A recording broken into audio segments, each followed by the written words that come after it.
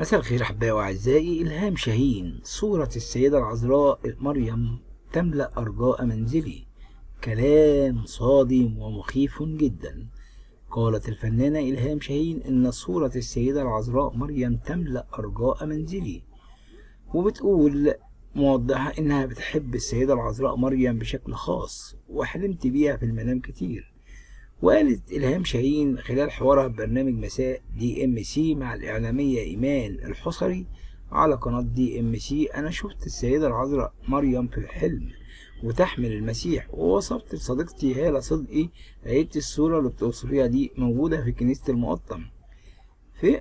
وقال الفنان شريف منير خلال حواره في نفس البرنامج: أنا زعلان من نفسي لأني من سكان المقطم وما زرتش الكنيسة الموجودة دي في المكان دوت. كلام جميل جدا جدا. إلهام شاهين يعني في حوارها اتكلمت عن الست العذراء كتير، وقالت كلام جميل كمان، وقالت على CBC بتقول كلام حلو قوي.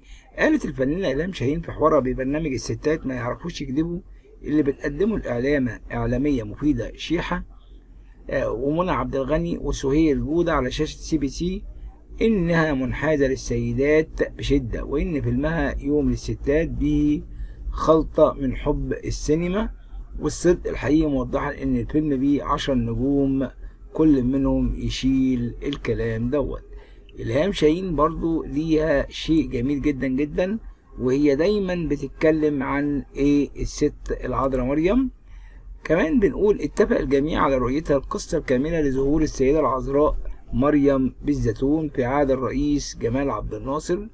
ترجع البدايات الأولى لقصة ظهورها السيدة العذراء مريم في الزيتون إلى مساء يوم الثلاثاء في 2 إبريل سنة 68 في عهد الرئيس جمال عبد الناصر، وحبر قداسة البابا كرولوس البطريرك من بوابات الإسكندرية، حيث ذكر مدرب سائقي النقل العام ويدعى مأمون عفيفي بطاقته رقم 9937 سمع غفير الجراش وهو اسمه عبد العزيز الواقف بباب الكنيسة بيصيح بصوت عظيم وعالي: نور فوق القبة. خرج المدرب وشاهد بعينه سيدة تتحرك فوق القبة ويشع منها نور غير عادي أضاء ظلمة المكان.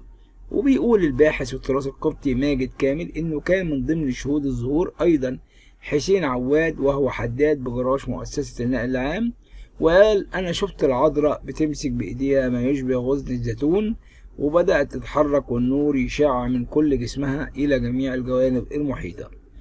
أما يقود علي العامل بجراش مؤسسة النقل فوصف كيف كانت السيدة العذراء تسير فوق القبة، وقال إنها كانت عبارة عن جسم نوراني محلق فوق الفضاء وما كادت قدامها تلامس سطح القبة، وكان بتقعد تتحرك في هدوء وتحيط بها هالة من الوقار والقداسة، وكان كل الذين يشهدونها يقفون في خشوع وهم مأخوذون من المنظر الباهر إلى أن غاب المنظر داخل القبة.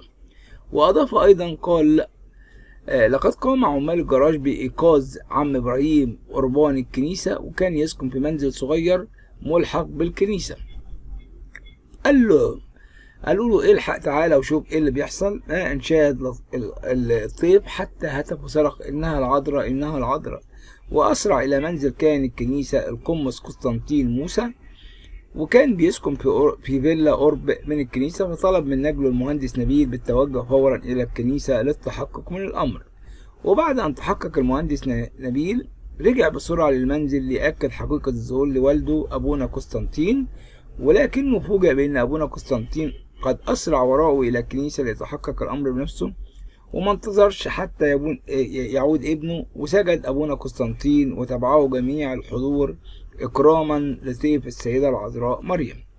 ولما وصل الخبر إلى قداسة البابا المعظم الأنبا كورولوس السادس أمر بتشكيل لجنة برئاسة الحبر الجليل الأنبا غرغوريس الأسقف العام للدراسات العليا اللاهوتية والثقافة القبطية والبحث العلمي، وضمت في عضويتها كل من القمص جرجس متى مدير الديوان البابوي وقتها، والقمص يوحنا عبد المسيح سكرتير اللجنة البابوية لشؤون الكنائس، والقمص بنيامين كامل سكرتير قداسة البابا.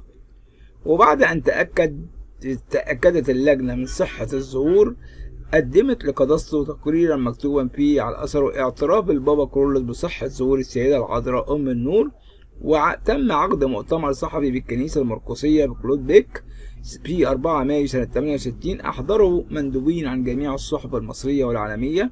ومثل الكنيسة القبطية في هذا المؤتمر 4 من الآباء الأساقفة، وهم نيافة الأنبا إبراهام أسقف الفيوم وقتها، ونيافة الأنبا أثناسيوس أسقف بني سويف، ونيافة الأنبا صموئيل أسقف الخدمات العامة والاجتماعية، ونيافة الأنبا غرغوريوس أسقف الدراسات العليا اللاهوتية.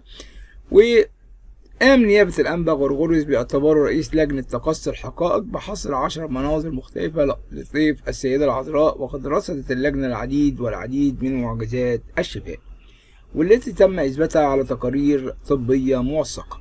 وبيقول كامل: لقد طار خبر الظهور إلى جميع أنحاء العالم، وإذاعته العديد من وسائل الإذاعات الأجنبية، ومنها إذاعة لبنان وصوت أمريكا، ونشرت خبر عنه صحف الفاتيكان. كما أوفد التلفزيون الألماني بعثة خاصة إلى كنيسة السيدة العذراء بالزيتون، والتقطت خلاله فيلما وثائقيا عن الظهور. وجاءت بعثة من تلفزيون انترناشونال أوفدتها تسجيل فيلم كامل عن الظهور بالألوان. كما قامت هوليود نفسها بعمل فيلم تسجيل عن السيدة العذراء، وقام التلفزيون العربي بتقديم برنامج خاص عن ظهور السيدة العذراء في الزيتون.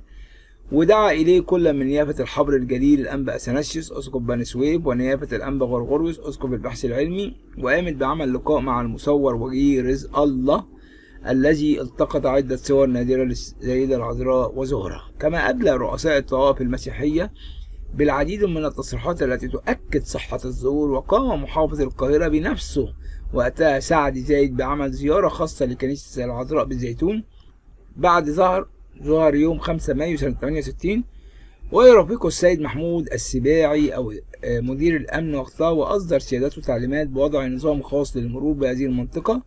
وتقابل مع كاهن الكنيسة القمص قسطنطين موسى، واستمع إلى مقترحاته التي تناولت نقل الجراج المقابل للكنيسة إلى مكان آخر حتى تستوعب المنطقة أكبر عدد ممكن من الزائرين. شكرا لكم أحبائي وأعزائي، وبركة العذراء تكون معاكم كلنا جميعا. السيدة العذراء أم النور والدة الإله القديسة العظيمة، واللي الكل بيتشفع بيها والكل بيحبها والكل بيؤمن بيها. شكرا لكم أحبائي وأعزائي، ولكم مني كل الحب والتقدير، وسلام الرب يكون معكم أمين. لا تنسوا الاشتراك في قناتكم المفضلة، قناة الملكة والأمير وقناة المسيح هنا. شكرا. سلام الرب يكون معكم أمين.